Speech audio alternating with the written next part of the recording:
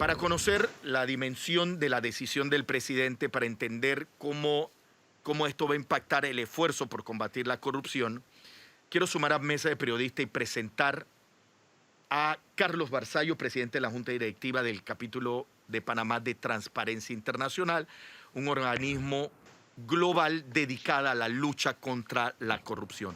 Don Carlos Barzallo, buen día, bienvenido a Mesa de Periodistas. Muy buenos días, muchas gracias por la invitación. Tengo que iniciar con una aclaración importante. Yo ya no soy presidente de la Junta Directiva de Transparencia Panamá, lo es ahora mismo la doctora Lina Vega. Yo fui presidente hasta el 31 de diciembre del año pasado. Sin embargo, sí, como presidente, cuando lo fui, se dio el reto a Transparencia 2019 que ustedes han citado, donde los 7 candidatos presidenciales de ese momento, 6 de ellos firmaron el reto Transparencia, y en el caso del presidente que salió electo, se comprometió a combatir la corrupción, y uno de los temas puntuales fue el tema de conflicto de intereses, que es el que quieren tratar hoy, y que nosotros hemos visto desde ayer en la tarde, porque esto es muy reciente, la noticia de este veto parcial, que bueno, con mucho gusto podemos analizar las implicaciones. ¿Qué es lo que exactamente veta el presidente, don Carlos? O sea, ¿cuáles son las objeciones del presidente, tomando en cuenta que habla de 8 artículos del proyecto, 2 de ellos inasequibles? Sí. Vamos a empezar por algo bien importante que le da contexto a esto. Conocer el veto no debe ser un asunto de solo los entendidos. Por transparencia, y así lo tienen las herramientas, yo lo primero que hice fue buscar en la página de la Asamblea donde está toda la bitácora de los proyectos, y todavía el veto no está posteado en la página de la Asamblea. La presidencia no lo hace, el Ministerio de Presidencia no lo hace. Así que esta carta que ustedes están poniendo varias veces la tienen solo los que tienen acceso directo a ella o algunos medios que están empezando a divulgarla hoy en la mañana. Eso para entrar en el tema de transparencia. También las fechas son importantes. Según la Asamblea, el documento había sido enviado al Ejecutivo desde el 27 de abril. La fecha del veto es del 2 de junio. Sabemos que por Constitución el Ejecutivo tiene 30 días para sancionar las leyes. Si no lo hace, se entienden aprobadas. Así que hay que contar bien el calendario. Sin embargo, estamos en un veto que es parcial y puede la Asamblea, si desea, insistir y tratar de aprobar por insistencia. Parece poco probable, muy dudoso. Me retrotraigo también a que el proponente de este proyecto es uno de los que llamamos diputados independientes. No vino de la bancada oficial, es decir, que no es parte del cumplimiento del compromiso del Ejecutivo con sus aliados en la Asamblea, sino que de un diputado independiente. Sin embargo, nos consta porque Transparencia estuvo apoyando en el documento y incluso se recibió ayuda de expertos internacionales. El presidente de la Asamblea en ese momento estaba interesado en promover este tema. Eso también hay que verlo con sumo cuidado, porque yo soy de los que soy de la línea escéptica de que somos muy dudosos de que estas leyes de conflictos de intereses puedan ser aprobadas por una asamblea como la nuestra en estos momentos, ya que lo que se generaría realmente en la práctica, voy muy directo al grano, son instrumentos que realmente no son, sino que tratar de aparentar más que de cumplir, ya que el conflicto de intereses en Panamá, sector público y privado, es algo que podríamos hablar igual que la pandemia, que es endémico. Está en la raíz y no creemos que se va a resolver con una ley. Que si hay que hacer leyes, sí, con mucho gusto hay que hacerlas, pero sería bueno cumplir las que ya tenemos. Tenemos unas cuantas imperfectas que no se cumplen, y seguir pateando la pelota y decir que la nueva ley es la que nos va a salvar del problema mayúsculo que tenemos es un tanto ingenuo, y yo por lo menos ya esa etapa la superé. Fernando Martínez. Sí, buenos días. Claro que lo que más llama la atención es que este es un proyecto de ley que no nace del Ejecutivo, pese a que el Ejecutivo se comprometió en campaña a promover estas leyes llamadas leyes anticorrupción. A mí, de la carta que circula, porque todavía no ha sido publicada adecuadamente, según le entiendo, el veto, firmada por el presidente de la República, me llama mucho la atención el tema de los cuestionamientos que se infieren a la Autoridad Nacional la ANTAI, Ujú. que es una entidad que ha debido ser fortalecida fortalecida por el Ejecutivo, si realmente existe un compromiso de lucha contra la corrupción. Pero lo que yo veo, o lo que demuestra el veto, es precisamente que esta es una entidad bastante débil, o que, bueno, en el caso de la actual directora me parece que tiene mucho entusiasmo, muchos deseos de contribuir al tema, pero no tiene las herramientas, no tiene las armas. Y entonces, yo no sé si usted está de acuerdo conmigo, yo siento que el texto de esta carta lo que hace es poner en evidencia esa realidad, que además de no promover las leyes propiamente dichas, tampoco se ha promovido un empoderamiento de la institución del Estado, de una de las instituciones del Estado que estaría destinada a luchar contra la corrupción. Yo estoy totalmente de acuerdo con lo que usted acaba de indicar y le doy más abono a esto. Yo invito a que la población revise dos documentos bien importantes que Transparencia ha publicado en su página web, que está fácil de encontrar en Google, que tratan de lo que usted acaba de mencionar. Uno, una proyectada reforma a la ley de la ANTAI, donde es bien detallado las recomendaciones que hace Transparencia, porque ese es un problema de nacimiento y de estructura. La ANTAI es débil porque su ley es débil, no personalicemos, eso poco tiene que ver con quien sea el jerarca de turno, todos son coyunturales. El problema es que la ley al cierto momento tiene pretensiones que no puede alcanzar y se trata de que haga cosas que no puede hacer y se la pasa el tiempo es dándole poderes para luego quitárselos. Ahora está en el ojo de la tormenta con el tema de protección de datos y las multas que ha impuesto, donde está un poco más agresiva. Sin embargo, el problema es de fondo. Cuando ha tenido facultades se le han quitado. Hay dudas de que algunas se sobreponen a las que tienen otras instituciones que ya existen. Entiéndase el Ministerio Público, que está a nivel constitucional, la Contraloría. Es decir, eso es el primer punto. Y el otro es sobre el propio conflicto de intereses. Es un tema de vieja data. Nosotros colaboramos en su momento con la diputada independiente Ana Matilde Gómez, que presentó un proyecto hace muchísimos años, y esto ha venido pues estando ahí. ANTAI tiene uno, porque acuérdese una cosa, y con esto termino. Esto se presenta mucho para la galería. Panamá, en distintos gobiernos, porque no es de este actual, el pasado y el que le precedió, presentan esto ante los organismos internacionales, y no hablemos de listas para no confundir, sino los organismos que, por ejemplo, siguen el tema de corrupción, porque se anotan puntos cuando dicen tener estos proyectos y sobre todo si es ley de conflictos de intereses. Es decir, el tema no se puede soslayar, no se puede olvidar, sin embargo se maneja más mediáticamente que de fondo. Y lo doy con ejemplos concretos. El tema de las declaraciones juradas ya existe, hay que darle seguimiento. El tema de la revisión por parte de la Contraloría, del caudal de los funcionarios, que es por donde esto cae. Esto tiene tres etapas, mire, es el antes, durante y el después. El antes es saber dónde están los conflictos porque no son evidentes, hay que declararlo.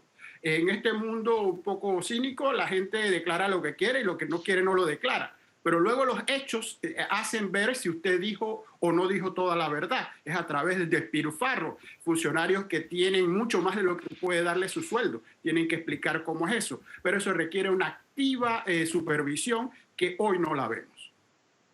Doctor Jorge Eduardo Ritter, lo escuchamos.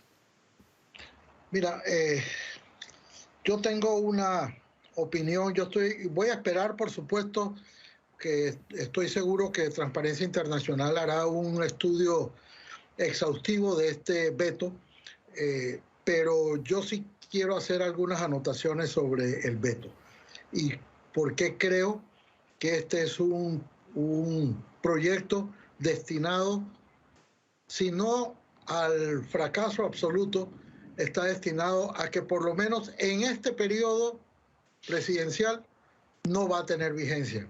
Lo explico de la siguiente manera. Cuando un presidente veta un proyecto, ya sea por inconveniente o sea por inexequible, en este caso es por los dos casos. Si es por inexequibilidad, eso vuelve a la Asamblea y la Asamblea lo puede, perdón, si es por inconveniente, la Asamblea lo puede aprobar por insistencia y ya el presidente está obligado a publicarlo. Si es por inexequible y la Asamblea insiste, entonces va para la Corte Suprema de Justicia, donde muy bien puede ser que esto no regrese más, al menos en el corto plazo. Cuando uno examina las razones que invoca el presidente para vetar este proyecto de ley, me parece que son en algunos casos risibles, en otros son un mero veto por un asunto semántico, gramatical, si se quiere, y otros, francamente, un afán de dilatar este proceso. En la primera categoría, en esas de que son un problema de carácter gramatical, en efecto, el proyecto de ley en un momento dice, habla de incompatibles cuando un funcionario dice, voy a leerlo textualmente para que no se dice que no se puede, menciona la palabra incompatibles y dice el presidente, esa palabra no se debe usar porque debió usarse la palabra impedidos. Sí, en efecto, cuando uno dice que cuando hay un funcionario que debió declararse impedido y la ley dice incompatible. Eso es un error. Yo creo que era fácilmente subsanable, pero hay otros que sí son más de fondo, si se quiere. Otro veto, otra de las razones que impone el presidente del veto es porque dice que se refiere a intereses personales cuando debió decir intereses particulares. Uno revisa y revisa la ley y cuando la ley habla de intereses personales, dice la misma ley que se trata de un interés particular, ya sea en el financiero o ya sea en otros campos. De manera que ese es un problema semántico que si dice personal lo dice particular, me parece que no era una razón para un veto. La tercera de las razones, que en esa está hay varias de las, es que dice que como ha dicho Fernando, que la autoridad de transparencia no tiene facultades para verificar las declaraciones que hacen los funcionarios porque eso es privativo de otras instituciones o de otras autoridades. Yo no sé si eso amerita, pero me da la impresión de que si una ley, y esta es una ley, dice que la autoridad de transparencia puede verificar, no hay que remitirse a otra ley para decir es que la ley anterior no lo decía. Bueno, esta sí lo decía. Y una ley en jerarquía es igual a otra ley. Esto le está dando una facultad adicional a la autoridad de transparencia, pero se escuda en que la actual ley de autoridad de transparencia no lo dice, entonces dice tampoco lo puede decir esta ley, cosa que me parece un error. Pero lo más grave de todo son las razones de la inexequibilidad, o sea, las que van a ir después a la Corte Suprema de Justicia. Y me parece que aquí sí hay un error, no un error, aquí hay una mala intención. Porque dice que el hecho de que una de las sanciones es, les ponen 6 meses de salario y que se inicie el proceso para su destitución, invoca el artículo de la Constitución que dice que nadie puede ser juzgado 2 veces por la misma causa. Esto no es juzgar 2 veces por la misma causa, es imponer una sanción y poner, si se quiere, una sanción accesoria. Y eso no significa juzgar 2 veces por la misma causa, eso es una completa equivocación. Aquí lo que se trata es de dos sanciones que se imponen, y esto es muy frecuente en nuestro ordenamiento jurídico. Aquí en nuestro ordenamiento jurídico le pueden a uno decomisar el bien y además imponerle la pena de prisión y que puede ser después en multa. O sea, una cosa no significa, son 2 conceptos distintos, juzgar 2 veces por la misma causa a imponer 2 sanciones. Si fuera así, de que no se puede no se puede destituir y después iniciar el proceso, yo le escuchaba al presidente, y está por ahí en las redes sociales, una intervención donde él dice, refiriéndose a la recolección de la basura, pero esto lo dijo hace como 2 años, que había estado escuchando que contratos y qué sé yo, y les dijo, los voy a votar. Y además de que los voy a votar, voy a mandar eso al Ministerio Público.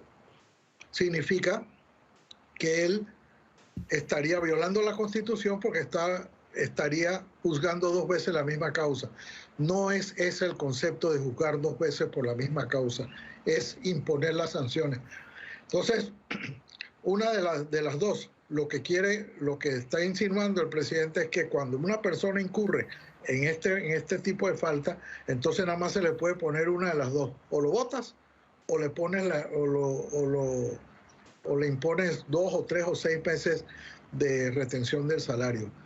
A mí me parece que esto fue hecho a la ligera, fue hecho rápido, porque querían vetarlo de todas maneras. Hay unas cosas que son perfectamente subsanables y que con una nota a la Asamblea, que no sé si eso equivale al veto, pero vamos a suponer que era el veto, corrijan estas 2 palabras, incompatible por impedido, y creo que era lo único que allí se servía, y si se quiere, esta ley intereses también... particulares por personales. Intereses particulares por personales. Y entonces, y ya con esto termino, Carlos, y me parece que eso hubiera sido un mecanismo más adecuado, en vez de mandar un veto de 6 artículos por inconvenientes y 2 por inexequibilidad, que condena este proyecto al olvido o al sueño de los justos. Perdona la extensión, Carlos. No, para nada. Yo quería intervenir porque yo le expliqué a Axel cuando me invitó que estaba un poco apurado por el tiempo porque tengo un compromiso, pero me ha gustado mucho y quiero hacer las siguientes acotaciones que espero ayuden. En la manera en que el doctor Ritter lo ha llevado, pues el análisis desgranado punto por punto es indispensable y hay que hacerlo. Pero, y siempre el maldito pero, hay al mismo tiempo, lamentablemente uno cuando lo escucha se da cuenta de cómo caemos inevitablemente, insisto, porque hay que hacerlo, en la trampa de entrar en el detalle y en la minucia indispensable y nos olvidamos del gran contexto del fondo. Mire, no lo tenemos porque no lo queremos. Ya empecé diciendo que lo tenga que presentar un diputado independiente y no el gobierno es un problema. ¿Por qué? Porque en ese proyecto tendría que haber estado sentado la ANTAI y los asesores de presidencia, y todos estos temas se podían discutir en el día 1 y no en el día 31. Ese es un ejemplo de voluntad y de querer. No ver que esto es como mover la carreta, aparentar que se quiere y luego vetar. Esto es ganar tiempo. Y ni hablar cuando esto vaya a la corte y discutamos todavía más fondo. Si no se quiere, no se hace. Lo otro es que insisto mucho, porque los que ya tenemos algún rato en esto, debemos recordarlo. Todos estos temas se trataron en su gran mayoría y están documentados en idas y venidas de documentos donde se han discutido todas estas palabras más, palabras menos. Y la mejor es que hay el mito de que hay que tratar este tema de conflicto de interés, que insisto que es sumamente importante y siempre será bueno, pero no es que es indispensable. Se da la impresión de que sin esto no se puede hacer algo. Y sí se puede hacer. Usamos palabras semánticas. Nosotros ya tenemos la figura del tráfico de influencias, que es el día a día de Panamá. El tráfico de influencias es un delito. Y no estamos hablando de que hay que crear conflictos de intereses, sino tratar lo poco que ya tenemos y probarlo si funciona o no. Eso es fundamental, porque si no, no podemos pasar en estas ideas de avanzada que realmente no lo son. Nuevamente, es voluntad. Y si usted firma un reto, que no solo se firmó con firma normal, sino que se puso la mano en rojo, están las fotos por ahí, y prometió. Claro que usted no prometió un cheque en blanco, eso yo lo entiendo. Cuando dijo voy a hacer una ley de conflicto de intereses, no es cualquier ley. Y esto se nota que lo hizo una asesoría legal de presidencia donde busca cualquier fórmula para encontrar lo que quiera encontrar. A grandes niveles lo que se necesitaba es voluntad. Cuando las cabezas se reúnen en un solo salón y dicen queremos esto, esto se logra. Lo que pasa es que esto no lo tenemos, no hay esa voluntad. Y es pedir peras al olmo, no la puede haber, porque sería cuchillo al cuello de los propios interesados. Por eso algunos somos extremadamente escépticos, incluso de dar, como lo dio Transparencia, ayuda con comentarios que obtuvo de mejores prácticas del extranjero y trajo todo lo que había que traer a la mesa, pero si no se quiere, no, se encontrará siempre excusas para no poder. Nando. Yo coincido, sí. Yo creo que se quiere mandar el mensaje de que sí estamos, de que sí como país estamos haciendo la tarea, pero en la realidad todo este ir y venir de esta ley configura una especie de tramoya, una especie de engaño. Y yo te la mando así, tú me la devuelves así, y al final nos las pasamos en eso, y al final no hay ninguna ley. Y no nos circunscribamos solamente a la ley de conflicto de intereses, la famosa ley de extinción de dominio, que creo que se puede mejorar. Ya nada más falta que el Papa Francisco la pida, porque todo el mundo la ha pedido. Y de verdad queremos,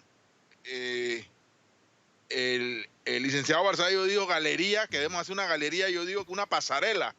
Queremos hacer la pasarela de que estamos haciendo la tarea, pero no la estamos haciendo en realidad. Es un campo minado. Sí, aporto, perdona, Hernando, aporto eso hacer. Se hizo hace poquito en una reunión que tuvimos con organismos internacionales de la OEA que estaba analizando el tema de corrupción y está disponible al público en las redes gracias a la transparencia, donde se mencionaba como punto a favor que había este tipo de iniciativas de conflicto, porque cuando hay que presentarle a otros países y a colegas, esto suena muy bien, pero los otros países y colegas también saben que decir que se tiene un proyecto, decir que se tiene una ley, ya dejó de ser suficiente. Lo que se mide hoy en día es la efectividad y eficiencia de lo que se tiene aprobado y en funciones. Y entonces ahí es donde está el divorcio, ahí es donde está el atraso panameño que bien está señalando que no solo se da en este tema, se da en muchos y es un modus operandi en el sentido de la eficiencia y eficacia de lo aprobado está en serias dudas. Y eso no es política ni es de opinión, eso se mide con resultados concretos. 1, 2, 3 se suma. Si no hay resultados concretos, es que no son eficientes y eficaces y hay que volver al tablero y hacerlo de nuevo. Pero ahora mismo estamos en este pantano de que un diputado independiente tiene que proponer, luego los demás a regañadientes aprueban, el Ejecutivo no apoya y aquí nos vamos a quedar en estas idas y venidas, que si la palabra era con mayúscula o minúscula, y esto no le veo avance. Lamento tan temprano en la mañana ser pesimista, pero es una dosis de realismo para saber a qué nos enfrentamos. Y disculpen nuevamente, yo me tengo que reiterar, y así se lo había dicho cuando me invitaron. Gracias, y gracias por la Carlos. invitación, porque siempre me gusta aportar. Gracias. Muchas gracias, Carlos. Fernando, sí, triste.